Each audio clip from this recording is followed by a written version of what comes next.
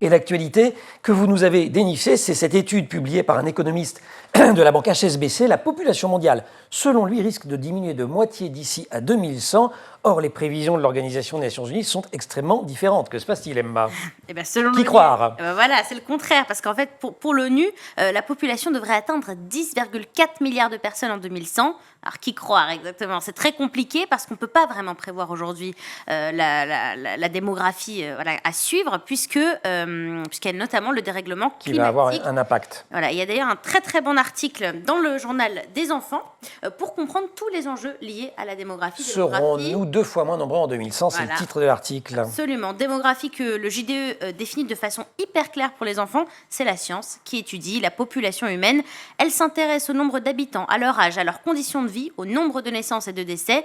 En comparant ces chiffres selon les pays et les époques, les démographes tentent de prévoir l'évolution de la population mondiale. Et ça, c'est extrêmement parlant pour les élèves, puisqu'il est question de démographie en cours de géo. Mais oui, dès le collège, cette question de la démographie arrive avec des exemples très concrets pour bien comprendre les disparités de population selon les territoires. Par exemple, on entend déjà forcément parler de la Chine. C'est le pays le plus peuplé du monde, avec 1,4 milliard de personnes.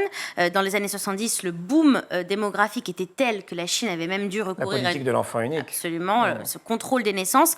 Sauf que depuis, ça a tellement bien fonctionné qu'il y a une chute démographique très nette, alors que dans le même temps, la population est de plus en plus vieillissante et ça ne devrait pas s'arranger avec le temps. Regardez, on le voit très bien sur ce schéma que je vous ai tiré d'un manuel de géographie de première. Vous avez révisé super sérieusement.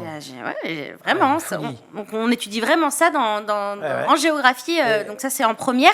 Et ça pose problème justement en Chine, cette population vieillissante, parce que ça veut dire qu'il y a une réduction de la population d'âge actif et donc que le pays est moins attractif, alors même qu'il y a de plus en plus d'habitants. Mais alors, qu'est-ce qui fait dire à cet économiste de la HSBC qu'il va se passer l'inverse et que la population va décliner? Parce que pour le moment, il y a toujours plus de naissances que de décès, mais les démographes disent que ça pourrait évoluer plus vite que prévu et s'inverser dès 2080. Et surtout, cette baisse du taux de fécondité dont je vous parlais pour la Chine, elle est valable pour tous les pays développés. Pourquoi? Déjà parce que les femmes retardent l'arrivée d'un enfant, parce qu'elles travaillent. Il y a aujourd'hui aussi un meilleur accès aux soins, à l'éducation, à la contraception. Et puis avec le Covid, et puis là l'inflation, les femmes retardent l'arrivée d'un enfant parce qu'il y a cette peur de l'avenir. Là, vous nous parlez des pays développés, mais malheureusement, tous les pays ne sont pas au même stade de développement. J'imagine que ce n'est pas vrai partout. Non, par exemple, dans de nombreux États africains, la population augmente et elle est jeune. Et d'ailleurs, selon les démographes, plus de la moitié de la population africaine aura moins de 25 ans en 2050. Et voilà, tout cela, on le voit en cours de géo, mais pas que. Les programmes d'enseignement scientifique y consacrent également tout un chapitre. On y parle de variations linéaires et exponentielles de population. Ça, j'y connais rien. Si exponentielle, on a révisé avec le Covid, avec les taux de contamination. C'est le truc qui fait que... Voilà, c'est le truc qui fait que... C'est ça. Oui, bon, ça va. Voilà. Mais en tout cas, c'est assez malin parce qu'on prend vraiment un exemple concret à étudier. Vous avez encore une petite info sur la démographie? Mais oui, est-ce que vous savez quel est le pays qui concentre le plus d'habitants au mètre carré?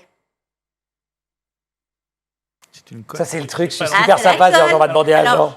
Moi, je pensais que c'était la Chine. Et non, parce que vu la taille au kilomètre carré, c'est forcément un tout petit pays. C'est forcément Monaco. Oui, voilà, c'est ça. C'est Monaco, 28 955 habitants au kilomètre carré. Pas mal. Pas mal.